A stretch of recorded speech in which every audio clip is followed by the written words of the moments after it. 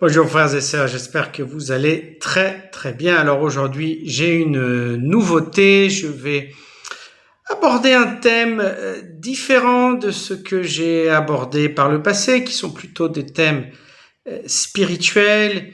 Ici c'est plutôt un thème d'étude, un thème de recherche. Alors, quelle est la genèse de cette recherche que j'ai faite? Quelle est l'origine de cette recherche? Il y a pas mal de personnes que je côtoie qui me demandent si Jésus a eu ou pas une affaire avec Marie-Madeleine, et certaines de ces personnes sont plutôt convaincues que cela a existé. Donc bon, moi je me suis dit, aussi par honnêteté intellectuelle, je me suis dit bon, on va se pencher sur la question, on va analyser la question et on va voir ce qu'il en ressort. Alors j'ai ici plusieurs notes, donc peut-être que cette vidéo va être peut-être un peu plus longue, un peu moins fluide, je vais devoir consulter mes notes, ça va être une vidéo un peu moins spontanée, mais il me semble que c'est important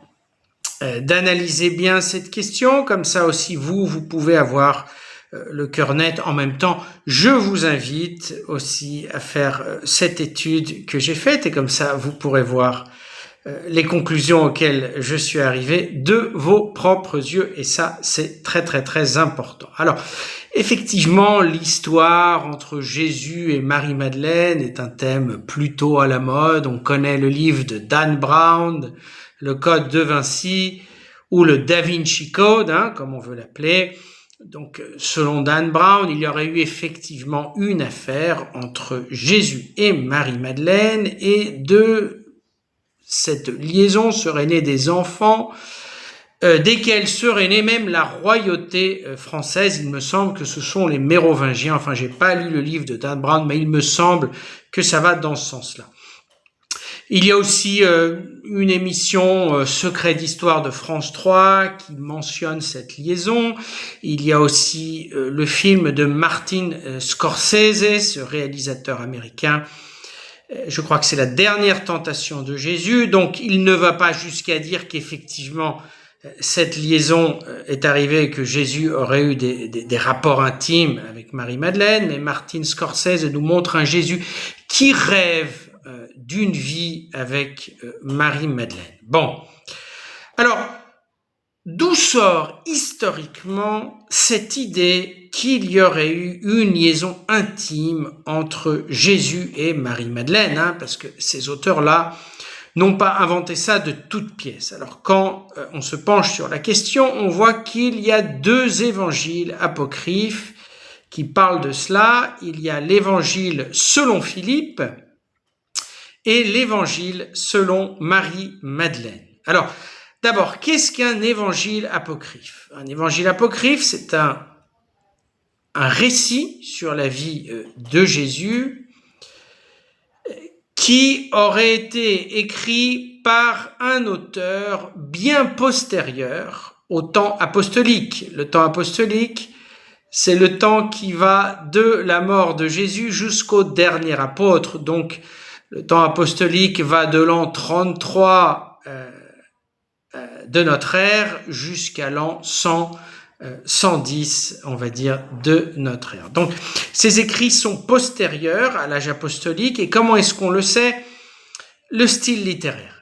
Et vous allez voir, l'évangile apocryphe selon Philippe et l'évangile apocryphe selon Marie-Madeleine sont fondamentalement des textes philosophiques qui appartiennent à un courant philosophique bien déterminé, bien situé historiquement, c'est le courant gnostique, et donc vraisemblablement par les idées qu'il véhicule et la façon d'exprimer ces idées qui appartiennent à la philosophie grecque, on peut grosso modo penser que ces textes datent au moins de l'an 150 de notre ère. Donc, ils n'ont jamais connu Jésus-Christ. Alors, on le verra un peu plus en détail en analysant les textes et en analysant ce qu'est un évangile. Alors, je répète cette idée, c'est très important. il est important de se former une opinion ayant lu directement les textes en question. Et c'est ce que j'ai fait avec ces deux apocryphes. Je les ai lus presque entièrement, jusqu'au moment où, pas tout à fait entièrement, parce qu'à un moment donné, je me suis rendu compte que voilà, la conclusion était très très claire. Alors, quand on les compare aux 4 évangiles reconnus qui sont dans la Bible, il y a des choses qui sautent aux yeux. Donc ces 2 apocryphes, selon Philippe et Marie-Madeleine, le style littéraire n'a rien à voir avec les 4 évangiles de la Bible, qui ont d'ailleurs entre eux une grande convergence. Donc l'évangile apocryphe de Philippe et de Marie-Madeleine, ce sont des textes philosophiques. Philippe clairement, Marie-Madeleine est philosophique et poétique. On voit clairement qu'ils n'ont jamais été des témoins oculaires. Enfin, lisez par exemple l'évangile de Saint Jean. Vous verrez plein de détails que Jean mentionne sur la vie de Jésus, sur ce qui s'est produit. Donc vous voyez bien que c'est quelqu'un qui était là, qui a vu, qui l'a vécu. Ces récits racontent pratiquement rien sur la vie de Jésus. C'est très générique, c'est très général, c'est très peu précis. Ils n'ont jamais rencontré Jésus, ça c'est sûr. En même temps, dans ces écrits gnostiques, il n'y a aucune référence à l'Ancien Testament. S'ils avaient été vraiment écrits par Philippe, l'apôtre du Seigneur, qui lui-même était juif et qui a baigné dans la culture juive, s'ils avaient été écrits par Marie-Madeleine, qui elle-même est juive et qui a baigné dans la culture juive, il y aurait eu plein de références à l'Ancien Testament. Pour un juif, l'Ancien Testament, c'est son horizon religieux. C'est sa nourriture à partir de laquelle il puise toute une série de concepts et à partir de laquelle il puise sa relation avec Dieu. Regardez les évangiles qui sont dans la Bible, les références à l'Ancien Testament sont multiples et sont constantes. Références au livre de la Genèse, références au livre de l'Exode, références au livre du Lévitique. Il y a plus de 30 références au Lévitique, par exemple. Références au livre des Nombres, références à des prophètes comme Isaïe, Jérémie, Osée, Jonas, références au livre des rois, etc., etc. Pensez au fameux Magnificat que la Vierge a prononcé au premier chapitre de l'évangile de Luc. Si vous le comparez à 1 Samuel 2, le chant de Anne, vous verrez des similitudes absolument incroyables. Le Magnificat prononcé par Marie est tissé de références à des hymnes et à des textes de l'Ancien Testament. Pensez aussi à la nouvelle loi de Jésus telle qu'elle a été exprimée dans l'évangile de Matthieu du chapitre 5 au chapitre 7. Constamment, Jésus dit, on vous a dit, dans l'Ancien Testament, mais moi, je vous dis. Donc, Jésus, dans cette nouvelle loi, est dans une référence constante à la loi de Moïse et à ce que il a été écrit dans l'Ancien Testament. Donc on voit qu'il y a effectivement une certaine rupture, il y a un accomplissement de l'Ancien Testament dans le Nouveau Testament, mais en même temps il y a une grande continuité. Vous lisez l'apocryphe de Philippe et vous lisez l'apocryphe de Marie-Madeleine, c'est absolument évident que ces gens-là ne sont pas des juifs. Il n'y a absolument aucune référence, ou presque aucune référence à l'Ancien Testament. Ce sont simplement des philosophes grecs qui n'ont pas lu l'Ancien Testament et qui déballent leur philosophie en utilisant des figures comme celle de Jésus, celle des apôtres, et dans ce cas, Marie-Madeleine. Bien. Une autre idée très importante, quand vous lisez les apocryphes, vous vous rendez compte, enfin ces 2 apocryphes, parce qu'après les apocryphes en général, il y a beaucoup de textes apocryphes, et ils sont divers et variés. Dans ces apocryphes, contrairement à l'évangile, aux évangiles, disons, de la Bible, vous voyez des textes philosophiques, cryptiques et obscurs. C'est une élite intellectuelle qui écrit à une autre élite intellectuelle. Lisez par exemple ce philosophe allemand du siècle passé, Martin Heidegger. Si vous n'avez pas été formé dans la philosophie, vous prenez Sein und Zeit, l'être et le temps, que d'ailleurs j'ai dû lire dans mes études philosophiques, et ouf, j'ai transpiré, ça a été un effort, ça a été vraiment un gros effort pour pouvoir le lire et le comprendre, ou du moins le comprendre jusqu'à un certain point. Lisez Martin Heidegger et vous verrez, si vous n'êtes pas formé dans la philosophie, vous n'allez pas comprendre grand-chose. Lisez ces apocryphes de Philippe et de Marie-Madeleine, vous n'allez pas comprendre grande chose. Ça faisait partie, comme je l'ai dit, du courant gnostique, et le courant gnostique croyait que le salut était réservé à une élite intellectuelle. Donc on se sauvait au travers de la connaissance, on ne se sauvait pas au travers du cœur, on ne se sauvait pas au travers d'une vraie moralité, d'une vraie éthique de l'amour. Au contraire, Jésus, dans les 4 évangiles que l'on connaît si bien, est simple et est profond. Je vais vous lire par exemple un passage, Jean 10, Jésus parle du berger des brebis, donc il se nomme, il se caractérise comme étant le berger des brebis. Et voilà ce qu'il écrit en Jean 10. Celui qui entre par la porte de la bergerie est le berger des brebis. Le portier lui ouvre et les brebis entendent sa voix. Donc on comprend que Jésus est le berger, il rentre par la porte, on comprend que les brebis c'est nous. Il appelle par leur nom les brebis qui lui appartiennent et il les conduit dehors. Lorsqu'il a fait sortir toutes ses propres brebis, il marche devant elles. C'est facile de comprendre, c'est Jésus qui va devant, c'est Jésus qui nous conduit, c'est Jésus qui prend des risques pour nous, c'est Jésus qui meurt crucifié pour nous. Il marche devant elles et les brebis le suivent parce qu'elles connaissent sa voix. Qu'est-ce que ça veut dire, elles connaissent sa voix? Elles connaissent Jésus, elles connaissent son cœur, elles savent le reconnaître. Je vais vous lire maintenant un texte de l'apocryphe de Philippe. Vous verrez, c'est beaucoup plus cryptique. Je pense que c'est au numéro 24 ou 25, il dit « Grand est le mystère du mariage ». Bon, là, c'est assez simple. Sans lui, le monde ne serait pas, ok. Qu'est-ce que tu veux dire par ça? Comment ça, sans lui, le monde, sans le mystère du mariage, le monde n'existerait pas? Qu'est-ce qu'il veut dire par ça? En effet, la persistance du monde, c'est l'homme. Ouh là là! La persistance du monde, c'est l'homme. Il faut que tu rentres dans un courant philosophique précis, qui d'ailleurs n'a pas passé le test du temps, c'est complètement démodé. Vous lisez l'évangile de Jean, vous verrez, c'est pas démodé, c'est toujours actuel. C'est le Verbe de Dieu lui-même qui vous parle. Donc je continue, la persistance du monde c'est l'homme, et la persistance de l'homme est le mariage. Ok, ça je peux comprendre, la persistance de l'homme c'est le mariage, s'il n'y avait pas de mariage, il n'y aurait pas d'enfant. Bon, il continue, mais apprenez que la relation immaculée possède une grande force. Ok, relation immaculée, qu'est-ce qu'il veut dire par ça? Son image, l'image donc de la relation immaculée, est la forme extérieure impure. Alors là, mes amis, je suis complètement perdu. Je suis complètement perdu.